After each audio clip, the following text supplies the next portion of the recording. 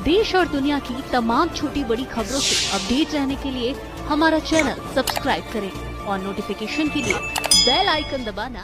प्रयागराज के बराबर में कौशाम्बी जिले में पाल समाज की बच्ची के साथ जो अन्याय हुआ और उसमें जो पुलिसिया कार्रवाई, उस पर बहुत सारे सवाल खड़े हो रहे हैं। एक पक्ष कह रहा है कि हम पीड़ित हैं, दूसरा पक्ष कह रहा है कि हम पीड़ित हैं। ब्राह्मण समाज के लोग कह रहे हैं हम पीड़ित हैं। अब ये पता जाके लगेगा मौके पे कि कौन पीड़ित है। इसलिए मैं उन परिवार से मिलने के लिए पाल समाज के आया था, लेकिन पुलिस ने मुझे यहाँ रोक लिया और मुझसे कहा कि अभी लॉ एंड ऑर्डर की सिचुएशन अच्छी नहीं है, आप कुछ देर इंतजार कर लें, उसके बाद हम आपको जाने की इजाजत दे देंगे। मैं यहाँ इंतजार कर रहा हूँ पिछले 2.5 घंटे से, लगभग अब 2.5 घंटे होने को आए। मैं यहाँ इंतजार कर रहा हूँ कि मुझे वहां जाने की इजाजत मिले और मैं उस परिवारों की आवाज को उठा पाऊं, मैं जान पाऊं सत्य क्या है। इसी तरह करछना में जो अन्याय हुआ कि एक शेड्यूल कास्ट के व्यक्ति को जला के मार दिया, उस परिवार को न्याय मिले, उस परिवार के साथ जो डर भय का माहौल खत्म हो, उसके लिए मैं यहाँ हूँ। लेकिन अभी तक पुलिस ने कोई ठोस जवाब दिया। मैं कुछ देर और इंतजार करूंगा। अगर पुलिस ने जो वादा किया है कि हम आपको जाने देंगे या परिवार से मिलाएंगे, अगर पुलिस पे खरी उतरती तो फिर मैं कूच करूंगा, कौशाम्बी भी जाऊंगा और करछना थाने वाले परिवार से जाकर उनसे मिलूंगा, उनकी न्याय की लड़ाई को मजबूत करूंगा। आप धरने पे भी बैठे हैं, क्या कारण है? मैं इसीलिए बैठा हूं कि क्या उत्तर प्रदेश में कानून व्यवस्था इतनी कमजोर हो गई है कि एक सांसद अपने परिवार से नहीं मिल सकता है?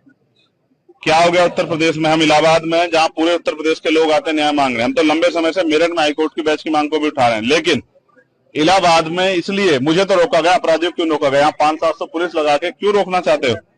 क्या एक परिवार से नहीं मिलने की छूट दे सकते हो आप लोग? तो मैं तो कह रहा हूं मैं अकेला जाऊंगा, आपके साथ जाऊंगा, आप ले चलो, लेकिन मुझे मेरे परिवार से मिलाओ, मैं उनकी तकलीफों को जान दो। अभी उस माँ से मेरी बात हुई, जो बच्ची की माँ, उन्होंने कहा मेरी बच्ची की हालत आके देखिए, हमारी हालत आके देखिए, हम यहाँ डर के साए में, हमारी मदद कीजिए, हमारी आवाज उठाइए। तो पुलिस मुझे क्यों रोक रही है? क्या पुलिस किसी को छिपाना चाहती है? क्या पुलिस दबाव में काम कर रही है? मैं तो मानता हूँ पुलिस कभी दब नहीं सकती, लेकिन इस बात को जानना पड़ेगा कि सब क्या हो रहा है। मैं तो पुलिस का सबसे बड़ा हितैषी, सब जगह आवाज उठाता हूँ, पार्लियामेंट में भी आवाज उठाता हूँ, सड़क पे भी उठाता हूँ।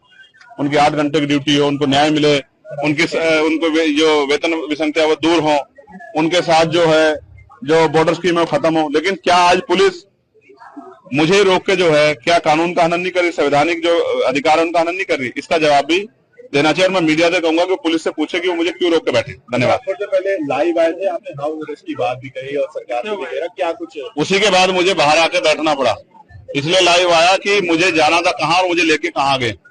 मैं संवैधानिक विचारों का प्रयोग, संवैधानिक विचार पे हूँ, इसलिए पुलिस से बातचीत कर रहा हूँ, वरना मैं लड़के भी जा सकता हूँ, मोटरसाइकिल पे बैठ के भी जा सकता हूँ। पुलिस जानती है जब मैं जाने पाऊंगा चला जाऊंगा, लेकिन मैं संवैधानिक विचार को मानता हूँ, संविधान को मानता हूँ, इसलिए पुलिस से बात कर रहा हूँ कि भाई हमें जाने दिया जाए या इस परिवार को हमसे मिला दे। अगर नहीं जाने दिया जाता तो क्या कुछ कदम उठाया जाए? तो फिर अभी तो इलाहाबाद में आप संदर्भ देख रहे हैं, फिर आप लखनऊ में देखना, विधानसभा का घेराव होगा, मुख्यमंत्री आवास का घेराव होगा, इतने बड़े पैमाने पर होगा कि पूरे प्रदेश से ट्रेन में लोग आएंगे और लखनऊ का चक्का चक्का जाम।